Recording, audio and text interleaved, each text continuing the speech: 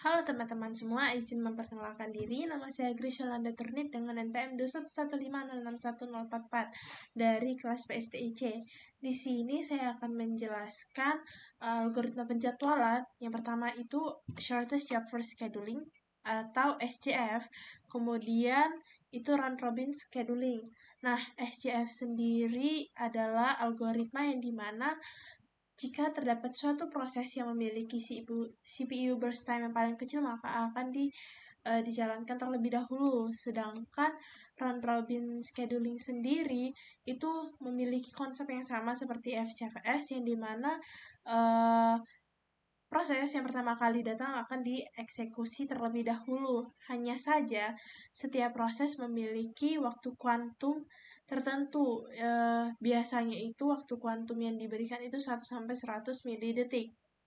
Selanjutnya itu kita akan langsung mencoba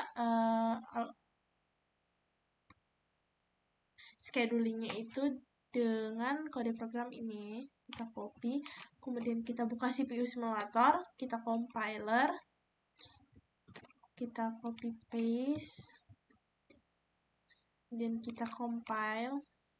Nah, setelah kita compile maka akan terdapatnya program code atau output. Nah, kita akan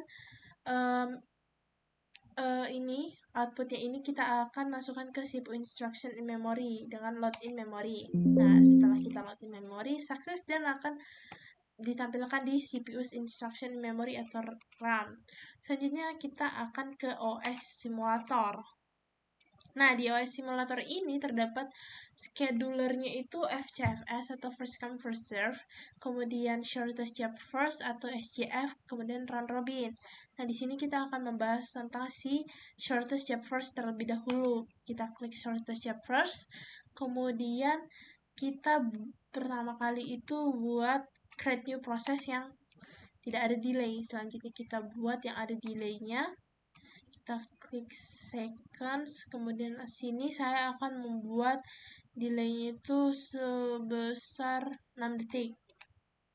Create new process. Nah, setelah ditambahkan maka akan berada di delay, tepat di queue delay. Kemudian sini saya akan menambahkan delay lagi, yaitu sebesar 4 detik. Create new process. Nah, di sini sudah terdapat 3 proses. Kita fast CPU-nya, kita view proses stage-nya itu. Nah, di sini dapat dilihat bahwa yang ada di ready state itu cuman ada proses 1, yang dimana yang ready itu cuman proses 1, sedangkan proses 2 dan proses 3 sendiri masih berada di delay.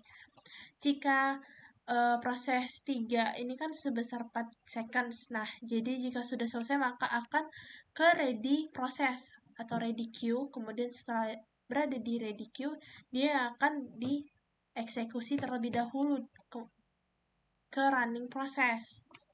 Nah, dapat kita lihat itu kita control, bis itu kita start. Nah, fuse, start, kemudian kita fuse. Nah, tadi proses 1 sudah dieksekusi, kemudian proses yang ketiga, karena delaynya sudah habis, proses yang ketiga dieksekusi, kemudian proses kedua yang dieksekusi. Dapat dilihat itu di sini view log-nya, yaitu dengan proses 1 burst period-nya itu 95 dan waiting time-nya itu 0. Selanjutnya itu proses yang ketiga, waiting time-nya itu 0, burst period-nya 95. Selanjutnya proses yang kedua itu waiting time-nya 1 dan 95. Kita lihat di nih view process stats. Nih proses yang kedua. Proses yang kedua itu memiliki waiting time-nya itu 1. Nah, ya, waiting time-nya 1, sedangkan proses yang ketiga waiting time-nya itu 0. Ketiga proses ini memiliki burst period yang sama karena kode program yang kita gunakan di setiap prosesnya itu sendiri juga sama. Jadi maka burst periodnya itu juga sama. Karena burst periodnya sama, maka program menjalankan sesuai dengan FCFS, atau yang pertama kali datang maka pertama kali juga dieksekusi oleh program. Baiklah, itu sekian. Di sini saya akan menjelaskan itu tentang round robin, yang dimana di sini saya akan membuat round robin time slice-nya atau waktu kuantumnya itu 4 seconds dengan priority to preemptive. Kemudian di sini kita akan buat create new process tanpa ada proses lifetime dan delay. Kemudian saya akan membuat proses lifetime yaitu 5 dan delay-nya itu 8. Create new process. Saya akan buat proses yang ketiga itu dengan proses lifetime itu 5 dan juga delay itu 6. Nah, create new process maka akan ditambahkan ke queue yang delay. Selanjutnya itu kita akan start. Kita lihat dulu view proses stage-nya, yang dimana ready state-nya itu 1, yang dimana proses 1 juga berada di ready queue, sedangkan proses 2 dan proses 3 sendiri itu berada di queue yang delay. Jadi setelah delay-nya udah selesai maka akan ke ready queue, setelah di ready queue maka akan ke running process. Jadi proses 2 dan proses 3 setelah di ready proses, kemudian ke running proses. Nah, nanti si prosesnya ini akan secara berganti-gantian menyelesaikan prosesnya itu sesuai dengan si waktu kuantumnya, yaitu selama 4 detik. Nih, kita akan coba start.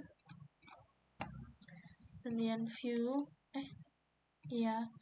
Kemudian kita akan menunggu proses 3. Nah, proses 3 sudah selesai delay-nya, kemudian bergantian lagi ke proses 2, ganti lagi ke proses 3.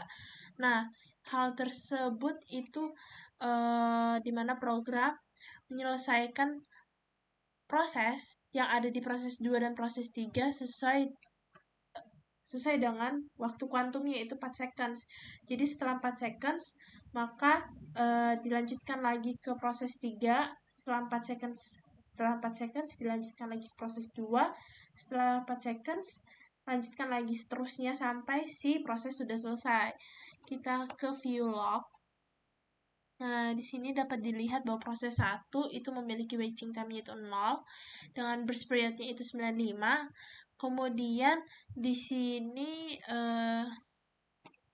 terdapatnya start for proses 3 itu dengan waiting time-nya itu 0, dengan burst period 47, dan start for proses 2 dengan waiting time itu 0 dan burst period-nya itu 47.